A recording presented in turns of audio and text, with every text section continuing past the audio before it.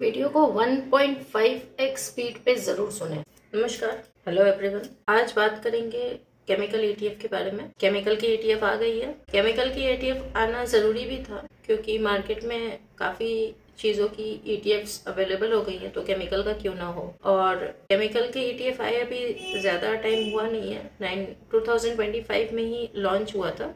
जो पहला केमिकल का ईटीएफ है वो कोटक ने केमिकल ईटीएफ लॉन्च किया था, जिसके बारे में मैं आपको आगे वीडियो में बताऊंगी। सबसे पहले आपको ये बता दूं, वीडियो काफी दिन बाद लाई हूँ। होप आपको वीडियो अच्छा लगे। अगर अच्छा लगे तो लाइक और सब्सक्राइब जरूर करें। इंडिया में केमिकल से रिलेटेड काफी कंपनीज है जो कि ट्रेड की जाती है। अब वो कंपनीज इंडिविजुअली ट्रेड की जाती थी, बट अभी उन कंपनीज की बास्केट बना दी गई है, जैसे कि और उसे ईटीएफ के थ्रू उन सारी कंपनीज में आप ट्रेड कर सकते हो थ्रू ईटीएफ। मतलब आपको किसी एक पर्टिकुलर शेयर में नहीं इन्वेस्टमेंट करना है या ट्रेडिंग करनी है, क्योंकि शेयर्स में ट्रेडिंग करना, जैसे कि मैंने आपको पिछले वीडियोस में भी बताया है, वो काफी रिस्की होता है। ईटीएफ उस हिसाब से काफी सूटेबल होता है। केमिकल की इतनी सारी कंपनीज है, जैसे कि लार्जेस्ट है, मतलब अकॉर्डिंग टू मार्केट कैप बता रही हूँ। डिलाइट इंडस्ट्रीज, सोलर इंडस्ट्रीज है, एसआरएफ है, चंबल फर्टिलाइजर्स है, दीपक नाइट्राइट है, पीआई इंडस्ट्रीज है, नवीन फ्लोरिन इंटरनेशनल एक्सेट्रा। काफी कंपनीज है, अच्छी कंपनीज है, बट उसमें ट्रेड करना काफी रिस्की हो जाता है। कंपनी का शेयर आपने खरीदा और पोजीशन बनाई, और वो शेयर आपको प्रॉफिट देने के जगह आपकी कैपिटल को ब्लॉक कर दे। देखिए, अच्छे शेयर्स चलते ही हैं, बट वो अपना समय लेते हैं, समय के हिसाब से चलते हैं। और आज की डेट में मार्केट चलता है डेटा से। जिस शेयर में, जिस कंपनी में पोजीशन ज्यादा होती है, वो शेयर ऑपरेटर नहीं चलाता है। काफी डिले होता है, वो एकोमुलेशन में रहता है, या किसी भी तरह से, किसी भी रीजन से उसको चलाया नहीं जाता।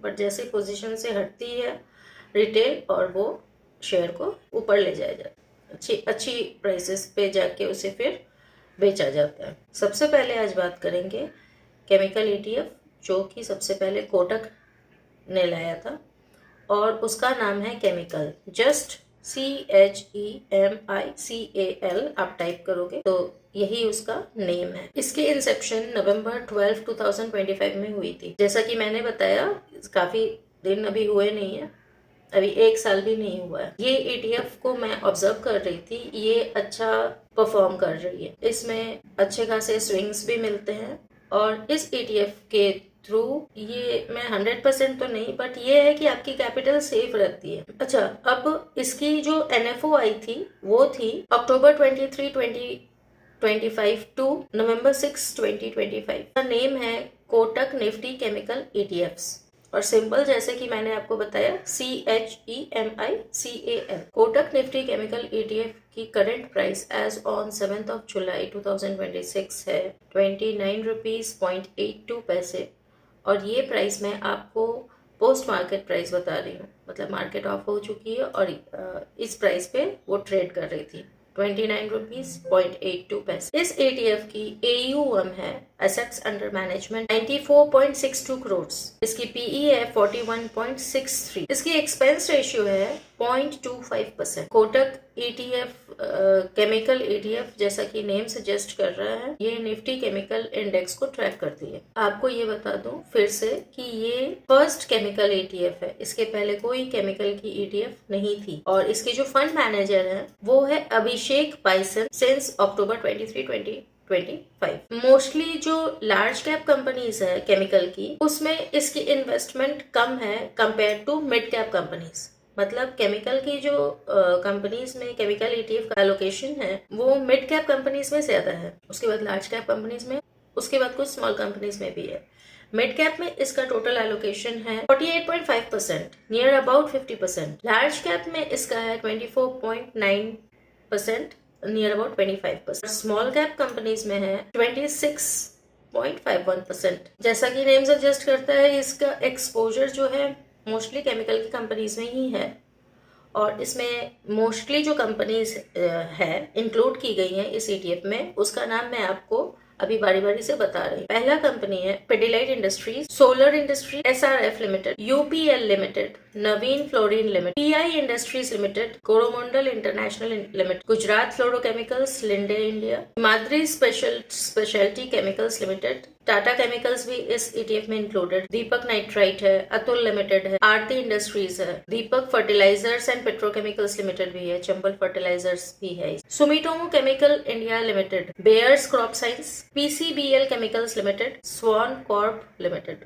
ये सारी कंपनीज इस ETF में इंक्लूड है। इस ETF में इन्वेस्ट करने से पहले, अच्छा उसके पहले मैं आपको बता दूं कि ये इंफॉर्मेशन है जस्ट एक एजुकेशन पर्पज से, just to inform you about chemical ETF। ये कोई बाई और सेल की रिकमेंडेशन नहीं है। इस वीडियो के थ्रू मैं ये नहीं बताना चाहती हूँ कि आप इस वीडियो को देखें और अपना पोजीशन जाके केमिकल ETF में बना लें। इस वीडियो के थ्रू मैं नहीं बोलना चाहती। दूसरी बात ये कि आप केमिकल ETF को चूज करने से पहले, इनकेस आप चूज करते हो तो आप पहले इन सारी कंपनीज को जरूर स्टडी करो। उसके बाद मतलब आप अपना रिसर्च पहले करो, वो ज्यादा इम्पोर्टेंट है।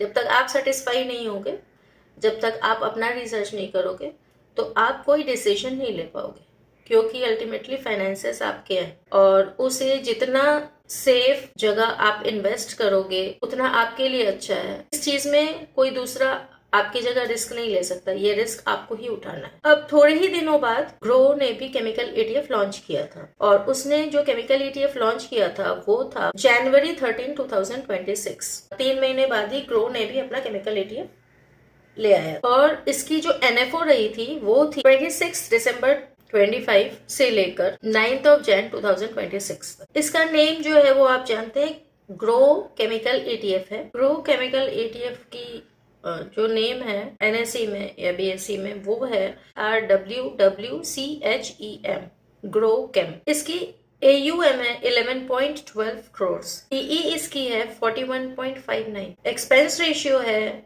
0.47% compare to Kotak chemical ETF जिसमें 0.25% था। उस हिसाब से ये कॉस्टली। ये निफ्टी केमिकल इंडेक्स को ट्रैक करती है, उसी बेंचमार्क को ये फॉलो करती है। ग्रो केमिकल ETF के फंड मैनेजर है निखिल सतम एंड इसके को मैनेजर हैं आकाश चौहान एंड शशि कुमार। अब निफ्टी केमिकल इंडेक्स में जो कंपनीज है वही सारी कंपनीज को उन्हीं सारी कंपनीज को ग्रो केमिकल ETF में ऐड किया गया। ग्रो केमिकल ETF की current price as on 7th of July 2026 है 29.82 पैसे और ये पोस्ट मार्केट प्राइस में आपको बता रही हूँ। ओवरऑल केमिकल ETF एक अच्छा इन्वेस्टमेंट ऑप्शन है। केमिकल्स के और फर्टिलाइजर्स ये सब के प्राइसेस ड्यूरिंग रेनी सीजन धीरे धीरे बढ़ने लगते हैं। प्री रेनी सीजन ही बढ़ने लगते हैं। आप जानते ही हैं कि केमिकल्स और की कंपनीज हमारे इंडिया में काफी ग्रो कर रही है, उस हिसाब से नहीं बट ग्रो कर रही है। और इसमें इस ETF के थ्रू अगर आप केमिकल की कंपनीज में इन्वेस्ट करते हैं तो आपको जरूर एक हैंडसम प्रॉफिट हो सकता है। और इसमें ये कंडीशन है कि आपको एंट्री और एग्जिट प्रॉपर आना चाहिए। कम में खरीदिए और ऊंचे में बेचिए। अब इसी तरह के मैं पावर ETF के बारे में भी आपको अगले ETF में बताऊंगी। आई होप आपको ये जानकारी अच्छी लगी होगी। This is Preeti signing off. Thank you.